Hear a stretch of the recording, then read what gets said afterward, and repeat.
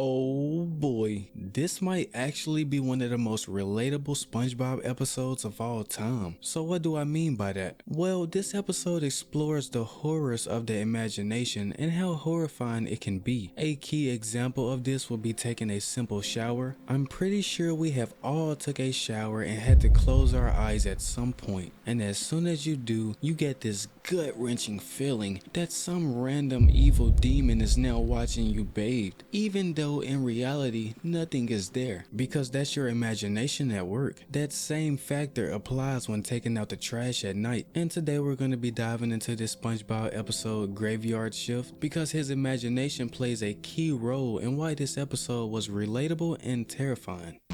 This episode kicks off with Squidward closing the Krusty Krab because it was around 8 o'clock. A random customer comes up and blatantly asks Squidward if the Krusty Krab was still open. Even with this huge close sign in front of his face, he even proceeds to order from the outside. And as you can imagine, Squidward was not having this foolery. He tells the customer he isn't getting anything because they were closed. But this is when this happens.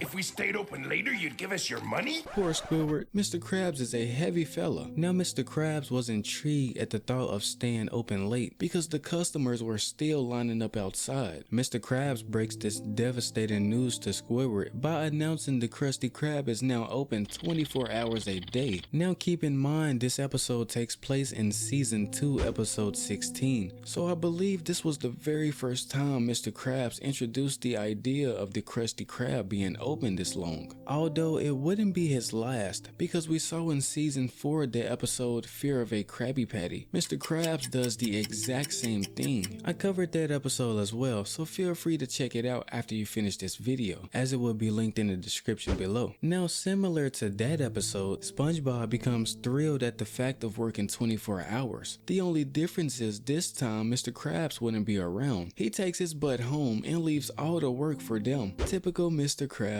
It was only season 2 and Squidward had already had enough. Bruh, he just can't leave this man alone. Please hit me as hard as you can. Squidward. Now before all the horror comes into play, I just have to mention the at night gag is pretty damn funny. SpongeBob was pretty much trolling early on in this show before I even knew trolling was a thing. He constantly adds at night after everything he says, and it's freaking hilarious. Chopping lettuce? At night. Cleaning the bathroom? At night. Holy f***, I burned my hand. At night. He even takes his trolling to another level by just leaving out the jokes altogether and jumping right to the at night. Night. Man, it amazes me how much patience Squidward has. Now up until this point, everything was going smooth. That is, until Squidward asked SpongeBob to take out the trash. Oh, what's that look on your face? What happened to the at night? Bruh. After this, we get this iconic scene of SpongeBob rushing to the trash before the imaginary demons catch up to him. I know you guys know what I'm talking about. This is exactly how it feels to take a shower when you're home alone.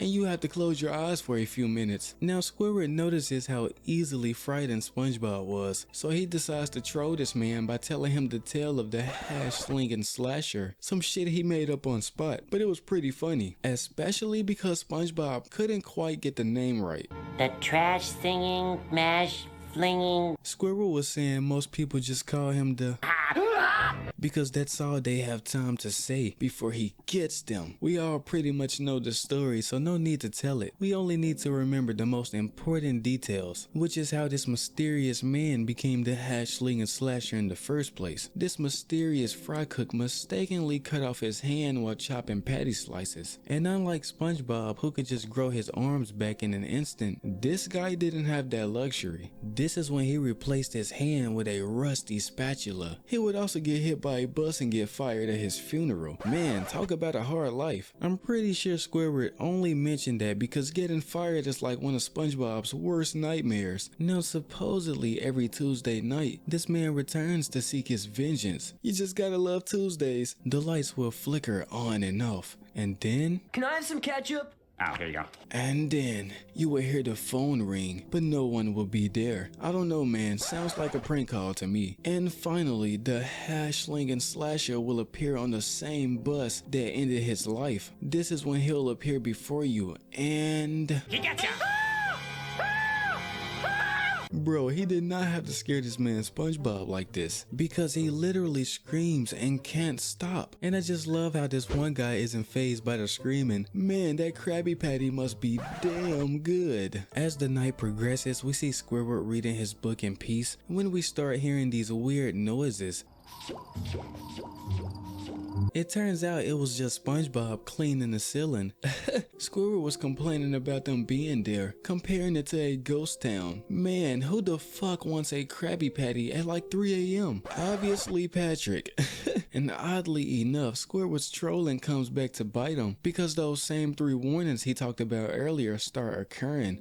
With the flickering of the lights, even though no one stood by the switch, the weird phone calls, with there being no one on the other line, and then the creepy bus. Just look at this man's face, his life flashed before his eyes. The buses didn't even run this late, so this was super out of the ordinary. Now after both these guys screamed their freaking lungs out of their chest, we find out this actually wasn't the Hatchling Slasher. Squidward does admit he always kinda liked SpongeBob as a neighbor though, which I found pretty funny because he thought he was about to die. But it turns out it was just some random guy out and about at 3 a.m. coming in to ask about a job. Yeah, that's pretty weird. And why does this man already have a spatula like he just knows he's gonna get the job? No, get this guy the fuck out of here. Don't trust him. Also, we find out that the person flickering the lights on and off was the vampire Nosferatu. Yeah, that's easily one of the most iconic scenes of this entire series. So yeah, this episode wasn't necessarily dark to me, it was just really relatable as a kid, and even still as an adult, because no matter how old I get, I'm still gonna watch my back like there's demons ready to attack me, even when doing simple things like taking out the trash. Because when you have seen as many Forensic Files and Vengeance Killers episodes like I have, you watch your surroundings all the time, no matter what you're doing, because anything can happen. But yeah guys, thanks for checking out today's video, and let me know if you found this episode of SpongeBob relatable or creepy. Also, here's more content if you guys would like more chill videos to watch. But until next time, peace.